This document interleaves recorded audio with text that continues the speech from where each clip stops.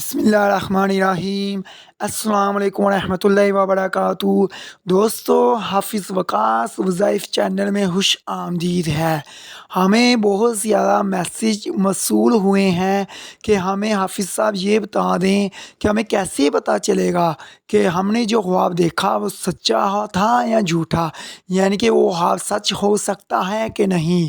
کون سے خواب سچے ہوتے ہیں، اس کی کیا نشانی ہوتی ہے، ان کی کیا علامت ہوتی ہے۔ آج کی ویڈیو میں آپ کو یہ 3 علامتیں، 3 نشانیاں بتاؤں گا، اور یہ 3 علامتیں آپ صلی اللہ علیہ وسلم نے اپنی احادیث مبارکہ میں بیان کی ہیں۔ پہلی نشانی یہ ہے، سچے لوگوں کا خواب سچا ہوتا ہے۔ آپ کریم صلی اللہ علیہ وسلم کا ارشاد ہے، لوگوں میں سب سے زیادہ سچا خواب اس کا ہوتا ہے جو سب سے زیادہ سچا ہوتا ہے۔ اس کا مطلب یہ ہے جو ہر بات پر سچ بولتا ہے، جس کی گفتگو میں سچائی ہوتی ہے۔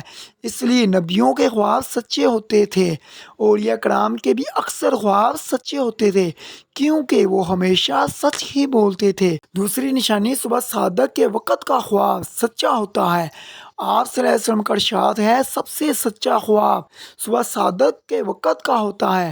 بہت زیادہ لوگوں کے ذہن میں یہ بات آئے گی، صبح صادق کا وقت کون سا ہوتا ہے؟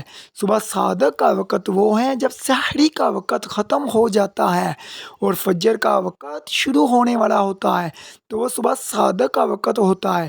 جب انسان سو رہا ہو، صبح صادق کے وقت اسے کوئی خواب آئے تو وہ خواب سچا ہو سکتا ہے۔ تیسری نشانی، قیامت کے قریب خواب سچے ہوں گے۔ آپ صلی اللہ علیہ وسلم کا ارشاد ہے، آخری زمانے میں مومن کا خواب جھوٹا نہیں ہوگا، یعنی قیامت کا وقت جب قریب ہوگا، قیامت کی نشانیاں اور اس کی علامت جب ظاہر ہوں گی، اس وقت کے جو مومن ہوں گے، ایمان والے ہوں گے، ان کے خواب بھی سچے ہوں گے۔ یہ تھی خواب کے سچے ہونے کی 3 علامتیں۔